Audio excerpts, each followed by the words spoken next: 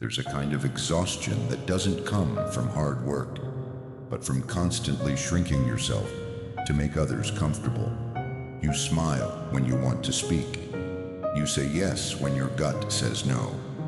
You keep the peace, even when it costs you your own. Day after day, you move through life like a ghost, present but not seen, helpful but not heard. At some point, without even realizing it, you were taught that being good meant being agreeable.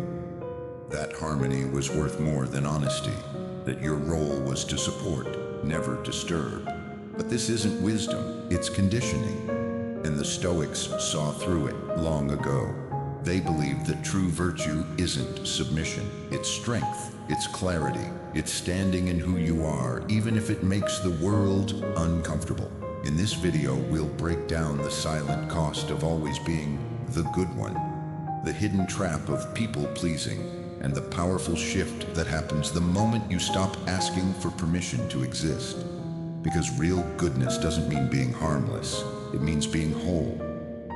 So if you've ever wondered why the more you give, the more invisible you seem to become, stay with me. This is part 1, the Stoic cost of being good. Let's start with a question most people are afraid to ask. What does the world really respect? Not what it claims to admire, not the slogans, the speeches, the polite applause, but what it actually rewards, what it listens to, what it elevates. Look around. Is it the kindest person in the room who gets the final say? Is it the most generous soul who commands the room's attention? Or is it the one with unshakable boundaries?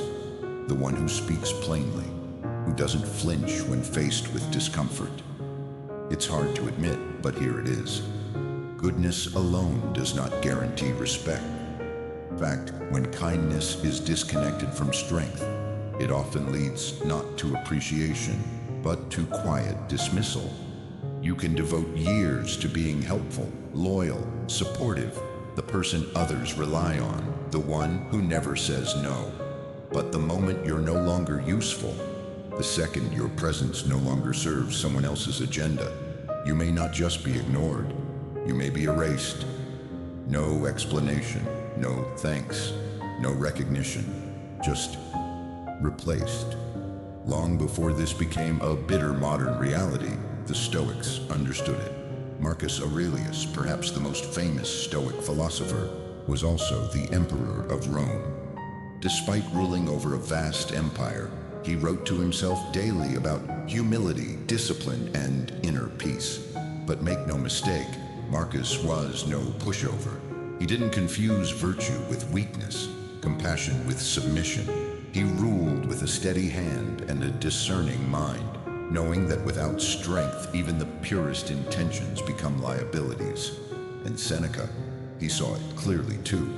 In his writings, he warned of the danger of losing yourself in the service of others, mistaking self-erasure for humility.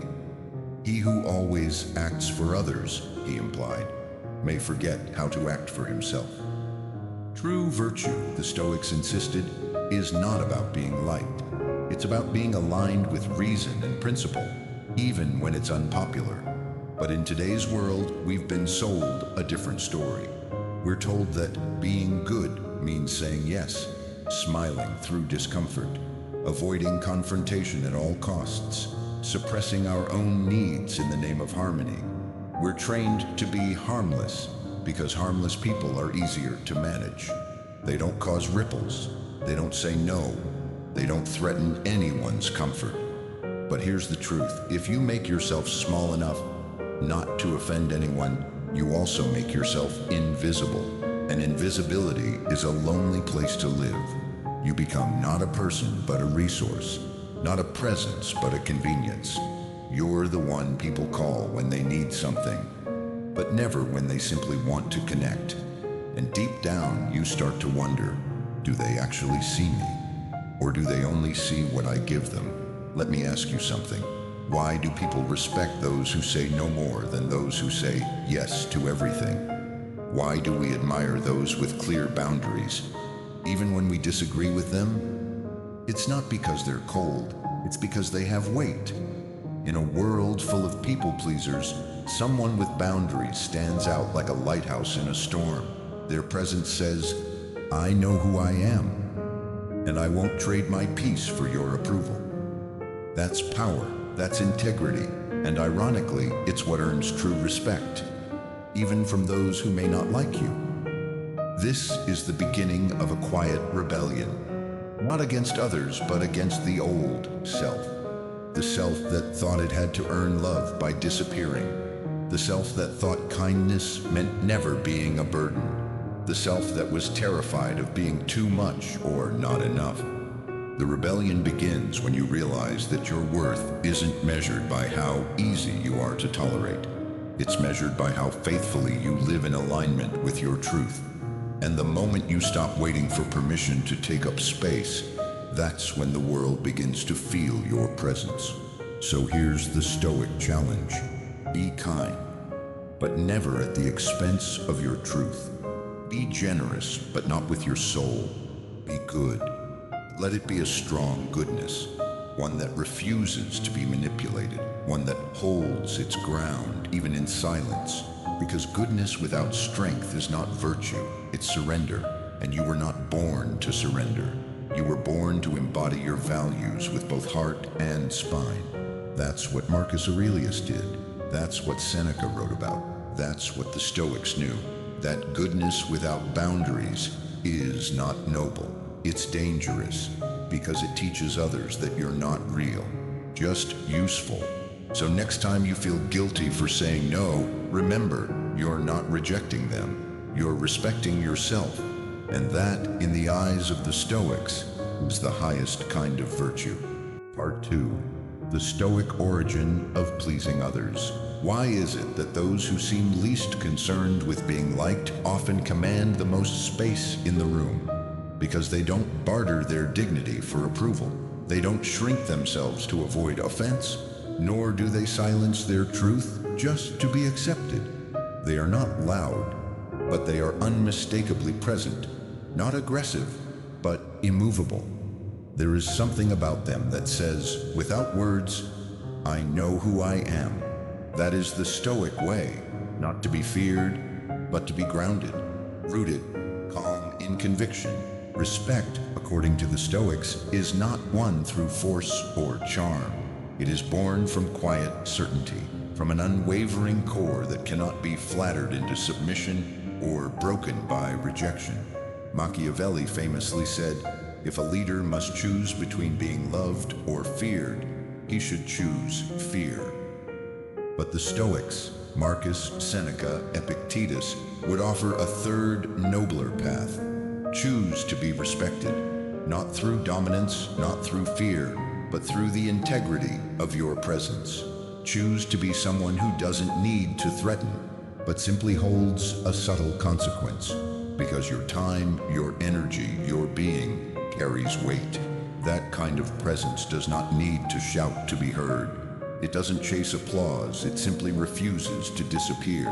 So ask yourself, truly ask, what is it within you that keeps reaching for approval? What hidden hunger makes you soften your voice, suppress your truth, betray your time and peace just to be accepted? Often what we label as kindness is not strength, it's avoidance. It's fear wearing the mask of virtue, a deep-seated hope that if you just stay agreeable enough, compliant enough, you won't be rejected. But the Stoics would tell you the hard truth. A peace bought by self-erasure is not peace at all. And so in this part, we confront the root of that need, the invisible conditioning that taught us to survive by disappearing.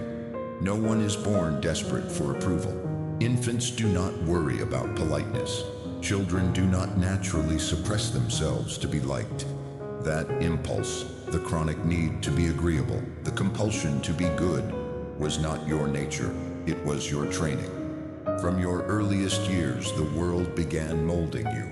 Not gently, not always wisely, but often through correction cloaked in concern. Don't do that, it's rude. Be polite. Don't talk back. Don't be too loud. Don't upset anyone. Each message, on its own, might seem harmless, even helpful. but over time they carved a pattern into your mind.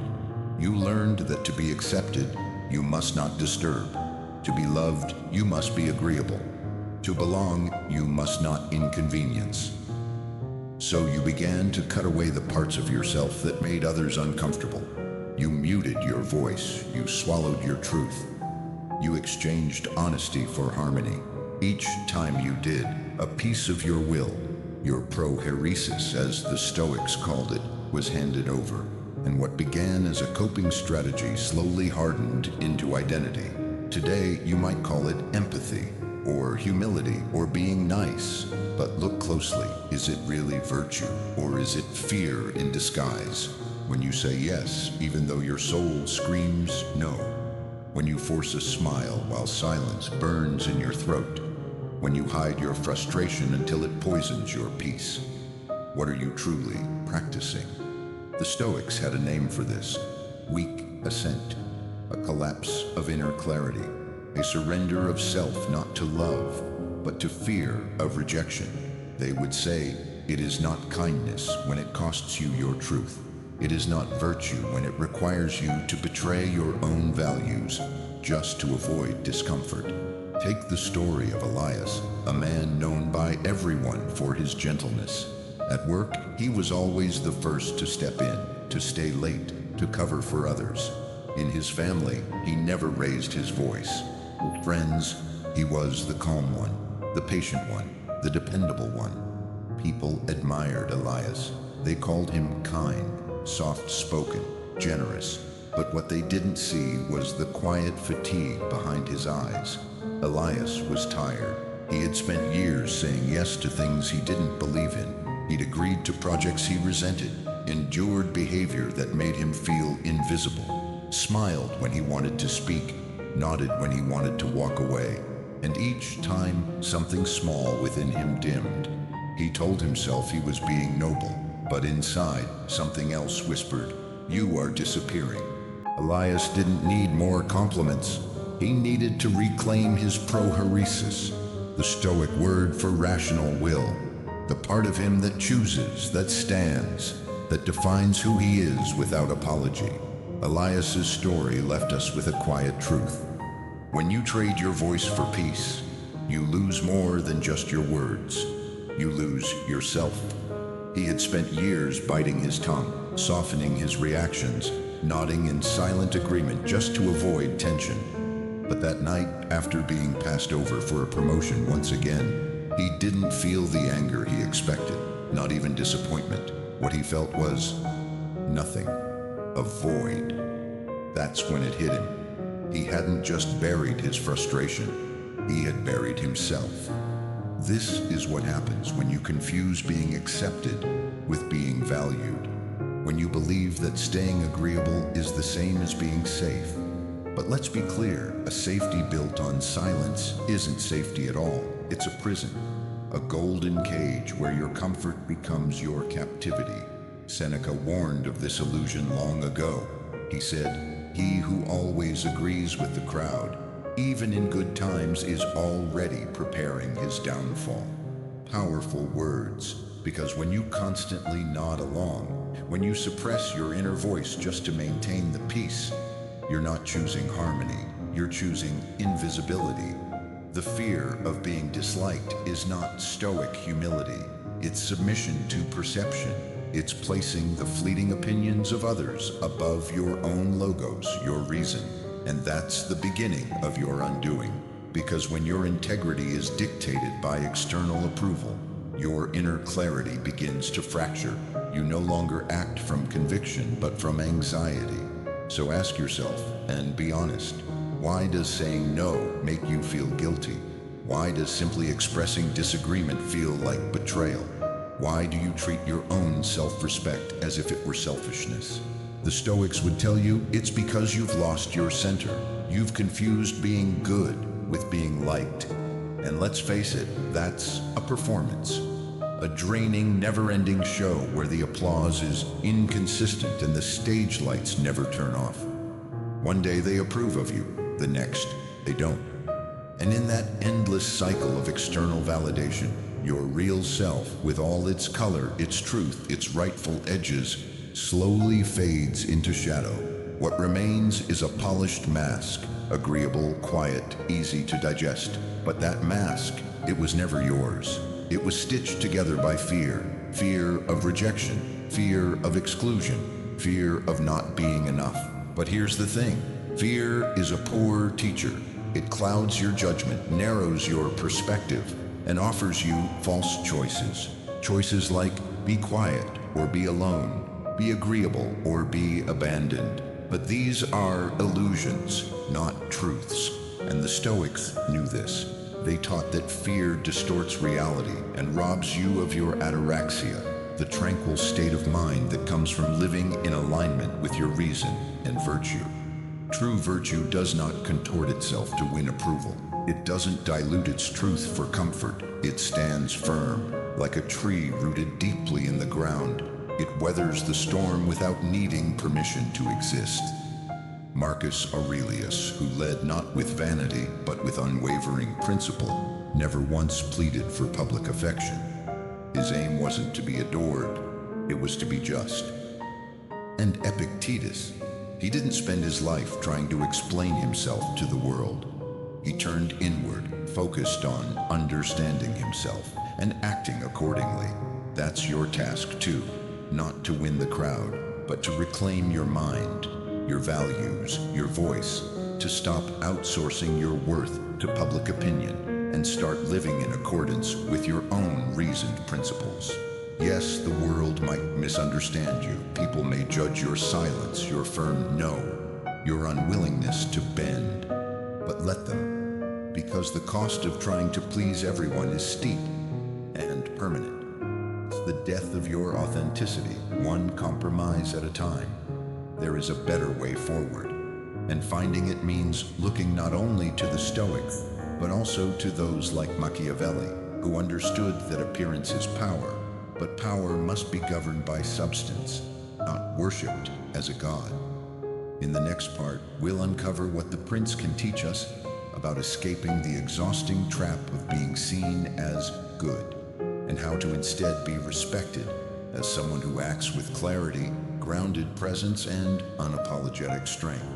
Coming up next, Part 3, the Stoic Strength Behind the Illusion of Goodness. Marcus Aurelius, the philosopher emperor, was never naive enough to believe that simply living with fairness and honesty would earn you protection. On the contrary, he knew well that those who appear weak, no matter how just they are, often become easy targets to be dismissed. You may act with fairness, you may live honestly, but if your presence lacks weight, if you are easy to ignore, then you will be ignored. This is the harsh reality Marcus and the Stoics fully understood. Epictetus, once a slave himself, sharpened this point further. Inner virtue alone is not enough. You must also know how to carry yourself in a world that sees not hearts, but only shadows. You are a role, and your task is to play it with excellence. But remember, not everyone in the audience is watching with admiration. What people perceive, they tend to believe. And if they perceive softness without structure, you will be exploited. Seneca, writing from within Nero's brutal court, said it bluntly: "He who always acts like a good man among those who are not, prepares his own ruin." This is a sharp warning against wearing virtue like a costume. The Stoics never abandoned virtue, but they did not use it as a mask. They wielded it like a sword, sharp, balanced, and silent until it was truly needed. In the real world, kindness alone is not a strategy. That's why Marcus warned that the best revenge is not to retaliate against those who harm you, but to be unlike them. Not because you retreat, but because you rise. Because true strength lies not in retaliation, but in commanding presence and clear boundaries. A true Stoic must be as perceptive as a philosopher and as composed as a warrior. None of these thinkers promoted naivety. Marcus Aurelius ruled an empire plagued with betrayal and war. Epictetus endured cruelty as a slave with unshakable calm. Seneca navigated one of history's most treacherous political courts. None mistook morality for weakness. They understood that in a world full of schemers, you must be prepared, not paranoid, but precise. Seneca once said, "You must live among the wicked, but live like yourself." This is the middle path. It doesn't ask you to become cold-hearted, but it demands clarity. Stop expecting life to reward you simply for being good. Live as someone who understands the nature of others, but refuses to betray themselves. This is not cruelty, it is wisdom. Walking the Stoic path doesn't mean avoiding harm. It means becoming someone who cannot be manipulated by fear of harm. Someone who sees through flattery, silences manipulation with presence, and responds to injustice not with weakness, but with measured power. So no, you don't have to become ruthless, but you do have to stop being blind. Now you may wonder, how do I walk that line? How do I avoid becoming bitter or hardened while also refusing to be taken advantage of? That is the next truth we will face. Picking up from the delicate balance between submission and aggression, we arrive at a crucial insight. The moment you stop apologizing for standing firm is when your true strength begins to show. This is the essence of Part 4, the Stoic line between virtue and voluntary slavery. There's a silent but deadly misconception that ruins many lives. The belief that being good means agreeing to everything, swallowing injustice without protest, forgiving endlessly without reflection, and erasing yourself just to keep peace. But let's be very clear, that is not kindness. It's naivety disguised as virtue. It's weakness wearing the cloak of moral language. If you don't learn to tell the difference, you risk becoming the world's emotional servant, useful, agreeable, but ultimately disposable. True Stoic kindness doesn't ask you to vanish into the background. It demands clarity and control.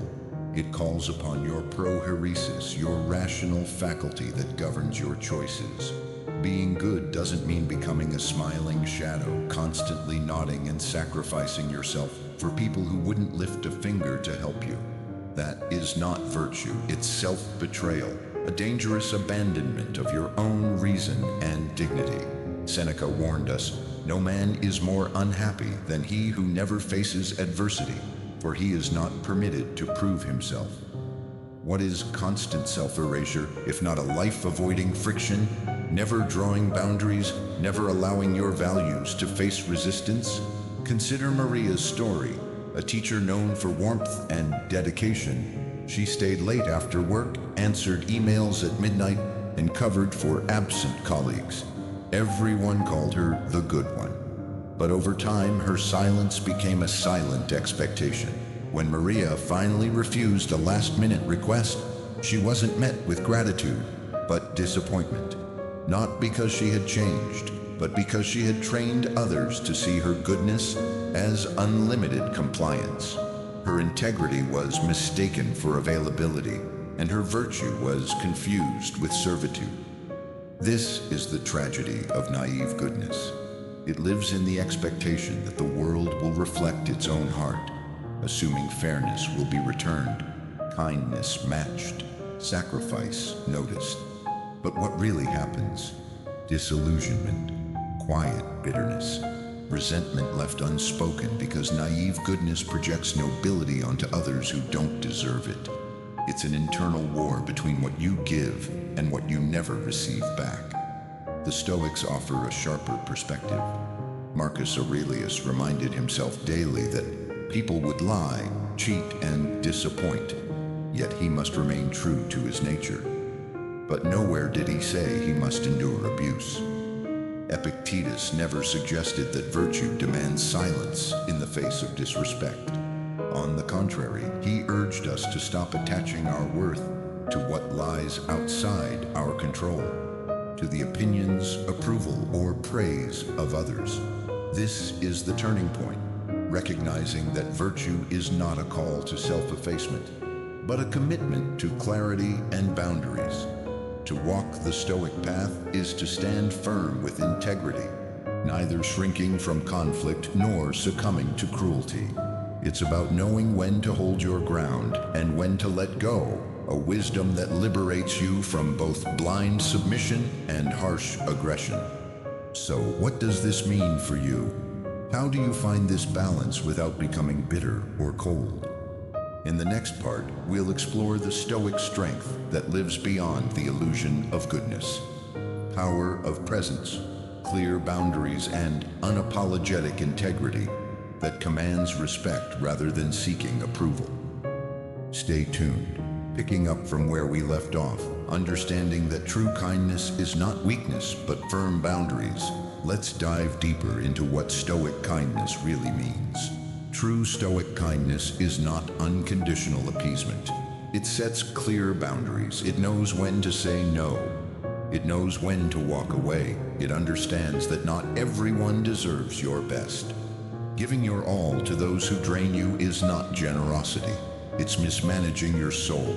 You can be just, compassionate, and deeply principled and still command respect, even fear, so others think twice before crossing you. Because strength paired with compassion creates presence. It becomes influence.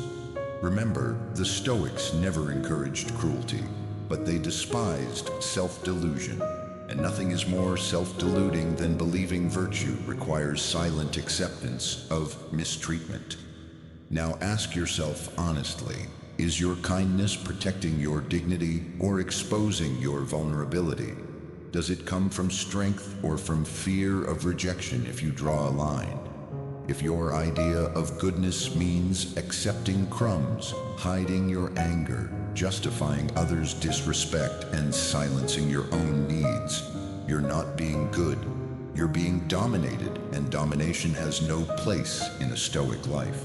But there is another way, a place where you don't have to abandon your values or bend your spine for anyone. A place where courage meets compassion, where you speak clearly, not loudly, where you love but never beg, help but never get used, forgive but don't forget. In the next part, we'll walk this middle path together. We'll explore how to stop being nice without becoming hardened, how to reclaim your space calmly, deliberately, and without betraying your soul. Because your life doesn't need more politeness, it needs more power anchored in virtue. And this is where part 5 begins, the Stoic path to inner strength. Many who awaken to the truth of their own compliance fall into a subtle trap. After years of saying yes when they meant no, after allowing their peace to be eroded for others, they vow never again. But what follows is not always strength. Instead, they wear the opposite mask, rigid, cold, withdrawn. They believe escaping being too nice means becoming unfeeling. This is what the Stoics call a reaction born from imbalance, not wisdom. It's not transformation, it's overcorrection. And like all extremes, it's another form of captivity, because when you abandon your nature in the name of survival, you're not stepping into power, you're shielding yourself with avoidance. That's not freedom, that's fear in disguise. True liberation doesn't come by becoming the opposite of who you were. It comes by returning to your center. Seneca wrote, "No man is free who is a slave to his reactions." Are you ready to continue on this path? We will take the next step together. We just explored what true freedom means. Not cold detachment, not avoidance, but a return to your center. Now it's time to go further. How do you stop being nice without betraying your essence? First, reclaim your voice. You may have been taught that saying no, setting boundaries, or disagreeing makes you selfish. But think about it. What's truly selfish? Protecting your boundaries or expecting others to shrink themselves just so you feel comfortable? The Stoic understands that speaking truth without cruelty isn't arrogance, it's dignity. When you calmly say, "I do not accept this," you're not causing harm. You are honoring your rational judgment, your prohairesis, the heart of Stoic strength. Second, learn the art of refusal. No is not a wall, it's a declaration of value. It doesn't need to be shouted or justified. A quiet, unwavering no, spoken with clarity, carries more power than 1,000 lengthy explanations. Marcus Aurelius once reminded, if it's not right, don't do it. If it's not true, don't say it. That wisdom applies just as much to your boundaries as to your actions, because those who never learn to say no will always be ruled by those who never ask for permission. Third, pay attention to who resists your transformation. As you begin to stand tall, to stop shrinking yourself for others, some people will react. They may call you difficult, changed, or selfish, but as Epictetus said, it's not what they say that matters, it's how you respond. These reactions are not signs of failure. They are proof that you're breaking the silent contract others enjoyed, the one where your silence served their comfort. Growth to those who benefited from your compliance will always feel like betrayal. But don't confuse their discomfort with your mistake. Think of Lena. She was always the yes person. Reliable, helpful, always there, never asking for anything in return. But then she changed. She started declining invites, resting more, speaking up. One of her close friends said, "You've changed." And she had. Not into someone cold or cruel, but into someone finally aligned. For the first time, she respected herself more than the version others preferred her to be. Fourth, stop expecting universal understanding. Not everyone will understand your journey. They're not supposed to. Marcus Aurelius wrote, "Waste no more time arguing what a good person should be. Be one." Your task isn't to maintain appearances, it's to maintain alignment. You owe no loyalty to the version of yourself that existed just to make others comfortable. Your only loyalty is to the self that stands upright, even when misunderstood. Fifth, replace your desire to be accepted with a commitment to authenticity. When you act from truth instead of people-pleasing, some may be unsettled, but others will be inspired. Most importantly, you'll begin to respect yourself. And self-respect, that's the only kind of respect that no one can take away from you. This journey doesn't ask you to become harsh. It asks you to become whole. Seneca never told us to be feared. He asked us to be firm. Marcus Aurelius didn't ask us to please others. He asked us to live by our highest reasoning, with clarity and integrity. This is the turning point. The moment when you must choose. Continue to dilute yourself just to be seen as nice, or become someone rooted in self-respect, someone who doesn't chase attention and certainly doesn't need permission. Because what's at stake isn't just your reputation, it's your entire life. Will you spend it ruled by others' expectations or guided by your own inner truth? Part 6. The Stoic decision to reclaim yourself. Let's stop pretending. How long have you worn the mask of the good one? The soft-spoken one, always available, endlessly agreeable. How long have you traded your time, your voice, your dignity, just to uphold an image? One that was never really yours, but fit the world's convenience? That's not virtue. That's not nobility. That's captivity. A silent prison wrapped in polite praise for being predictable, non-threatening, easy to ignore. Here's the truth no one dares to say. No one is coming to rescue you. No one will reward your silence. No one will give back the years you spent trying to please everyone else. Because as long as you make yourself useful to others at your own expense, someone will always be ready to use you. That's not cruelty.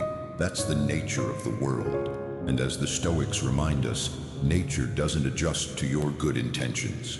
It responds to your action. You can keep playing the role the world wrote for you. Calm, selfless, endlessly tolerant, but be prepared to be overlooked. Be prepared for resentment to quietly eat away at your days, to disappear into the very kindness you thought would protect you. Or you can wake up. You can decide that your generosity is no longer automatic, that it will be given, not extracted, that your kindness will come from strength, not fear, that you will no longer beg for validation. like someone starving at the door of approval. Because freedom, the kind the Stoics wrote about, isn't found in pleasing others. It's found in self-respect. And the moment you stop asking for permission to exist is the moment you become untouchable. If something in this video made you pause, if it stirred a quiet truth inside you that's long been waiting to be heard, don't let the conversation end here. Subscribe to Stoic Fantastic and continue walking the path of Stoic wisdom, not as dry theory, but as a living guide through the storms and stillness of life. Here, you won't find hollow promises. You'll find clarity, honesty, and companionship from others who, like you, are learning to stand tall, live true, and protect their peace from within. Leave a comment and share your thoughts, because every voice adds a new layer of meaning to this journey we're all on.